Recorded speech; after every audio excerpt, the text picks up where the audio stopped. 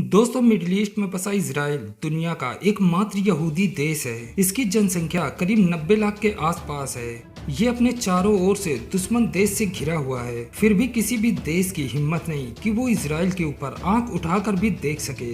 Israel आज जितना ताकतवर देश है, उतनी ही रोचक इसके ताकतवर बनने की पीछे की कहानी भी है। दोस्तों, क्या था पूरा मामला जानेंगे इस वीडियो के माध्यम से, तो बने रहिए वीडियो की लास्ट तक। तो नमस्कार दोस्तों, नेशनल फैक्ट के एक और नए एपिसोड में आप सबका स्वागत है। दोस्तों, ये बात है दूसरे विश्व युद्ध की बात की, जब 1948 में ब्रिटिश सरकार ने फिलिस्तीन की जमीन पर यहूदियों को रहने के लिए एक स्वतंत्र देश की स्थापना की और तब दुनिया के नक्शे में उभर कर सामने आया दुनिया के सबसे ताकतवर देशों में शुमार इजराइल। हालांकि हजारों सालों से यहूदी फिलिस्तीन की इस जगह पर रहते आए हैं और उनका ऐसा मानना था कि उनका इस जगह से ऐतिहासिक और धार्मिक संबंध रहा है।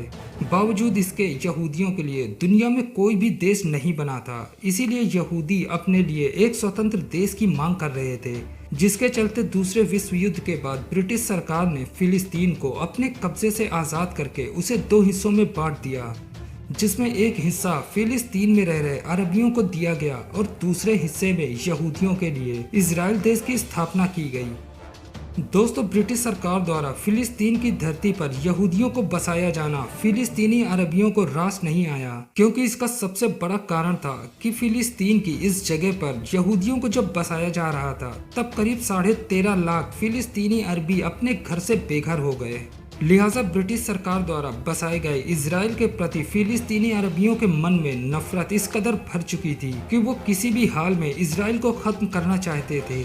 इसीलिए फिलिस्तीनियों ने इजराइल के बसने के महज एक साल के भीतर ही 15 मई 1948 को इजिप्ट, जॉर्डन, इराक और सीरिया ने मिलकर इजराइल पर हमले शुरू कर दिए। इजराइल अभी बसा ही था, फिर भी इजराइल के लड़ाके बड़ी ही बहादुरी के साथ अपने अस्तित्व को बचाए रखने के लिए अरबियों से लड़ रहे थे। इजराइल और अरबियों के इस लड़ाई में अरब देशों को इजराइल के विरुद्ध बहुत ही बुरी तरह हार का सामना करना पड़ा, क्योंकि इजराइल अपने अस्तित्व को बचाए रखने के लिए ही तो लड़ रहा था।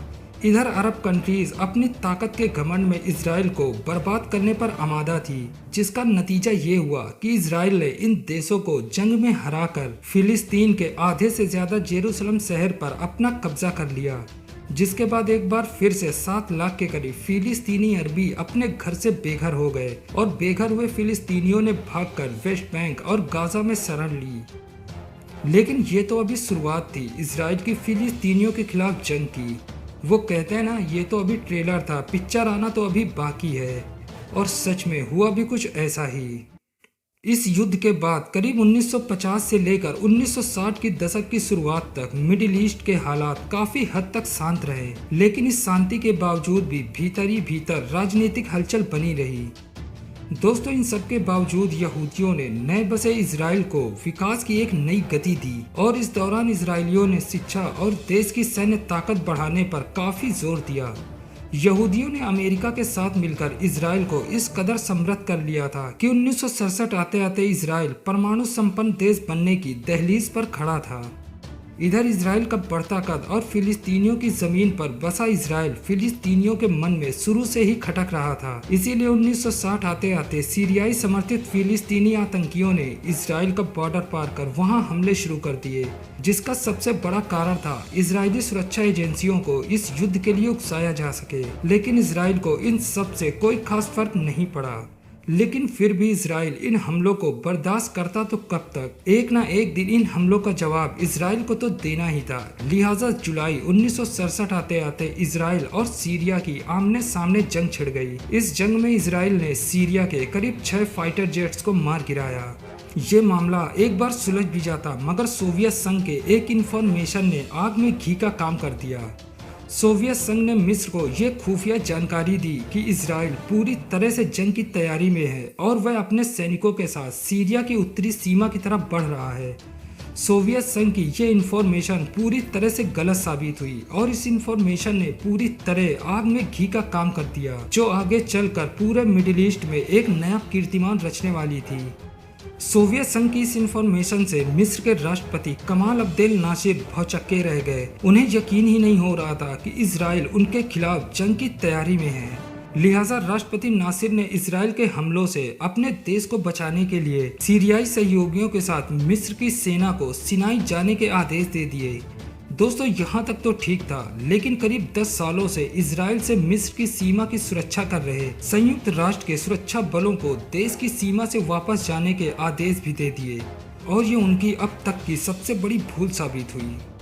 सोवियत संघ के इंफॉर्मेशन के बाद राष्ट्रपति नासिर इसराइल से इस कदर खौफ खाए बैठे थे कि उन्होंने 22 मई 1967 को तिरान के जलडमरू मध्य से इसराइल के समुद्री मार्ग तक पूरी तरह से प्रतिबंध लगा दिया, जो कि लाल सागर और आकाबा की खाड़ी को जोड़ने वाला एक समुद्री मार्ग था।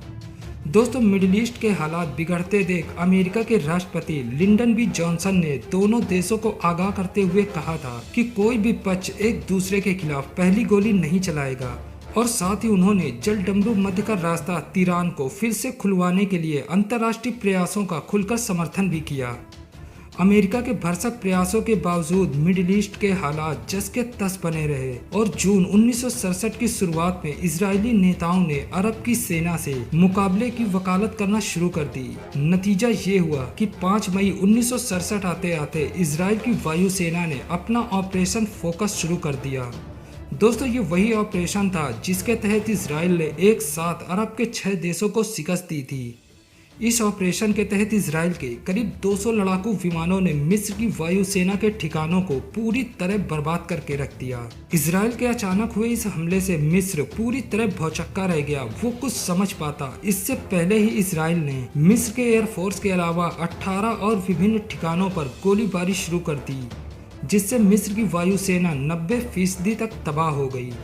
लेकिन ये तो अभी जंग की शुरुआत थी, लिहाजा मिस्र की एयरफोर्स को बर्बाद करने के बाद इजराइल ने अपने हमलों का रुख जॉर्डन, सीरिया और इराक की वायुसेना की तरफ किया और उन्हें भी इजरायली फाइटर्स ने पूरी तरह बर्बाद करके रख दिया। दोस्तों, 5 जून 1967 की शाम तक इजरायली वायुसेना ने मिडिल ईस्ट के आसमान पर पूरी तरह अपना कब्जा जमा लिया था। इजराइल ने पहले ही दिन करीब इस जंग में अपनी जीत हासिल कर ली। एक तरफ इजरायली एयरफोर्स मिस्र के इलाकों में भारी तबाही मचा रही थी, तो वहीं दूसरी तरफ इजराइल की आर्मी भारी टैंकों के साथ मिस्र की सीमा पार कर सिनाई प्रायद्वीप और गाजा पट्टी तक जा घुसी।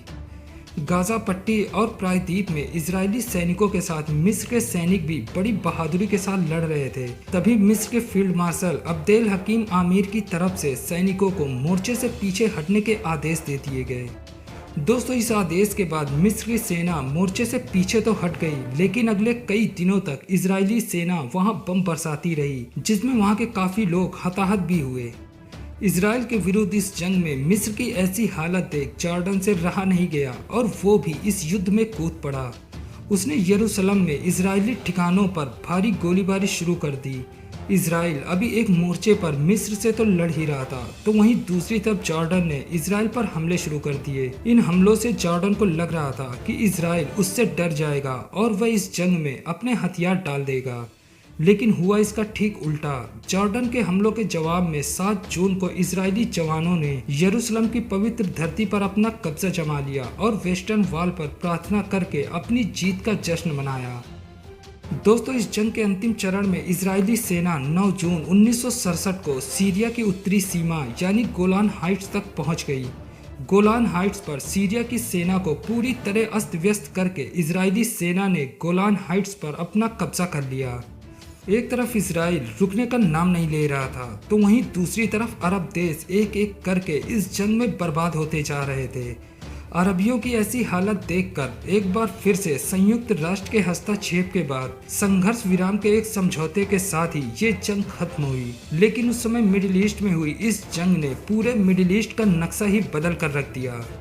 यहूदियों द्वारा अपनी हार से अरब के नेता आश्चर्यचकित थे, तो वहीं मिस्र के राष्ट्रपति नासिर ने इस जंग में मिली हार की वजह से अपने पद से इस्तीफा दे दिया।